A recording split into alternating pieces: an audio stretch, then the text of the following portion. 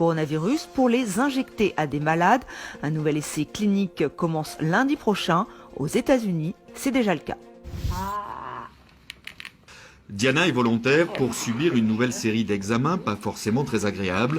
Non pas pour savoir si elle est malade, mais justement parce qu'elle est guérie. Ce qui intéresse les chercheurs, ce sont les anticorps qu'elle a développés pour combattre le virus. On vit des temps inédits, inquiétants, où tout nous échappe, mais nous, les rescapés, on peut aider. On peut être ceux qui courent à travers les flammes avec la combinaison de protection que notre corps a fabriquée.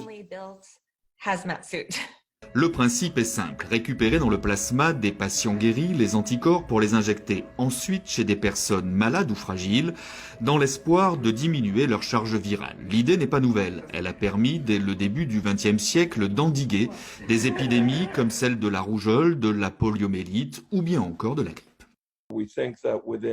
On pense que 7 à 14 jours après le début d'une infection, les personnes développent une réponse immunitaire et finissent par produire des niveaux élevés d'anticorps, même si on ne sait pas quand exactement est le pic de production de ces anticorps, ni combien de temps ça restera permanent. On ignore ça aussi.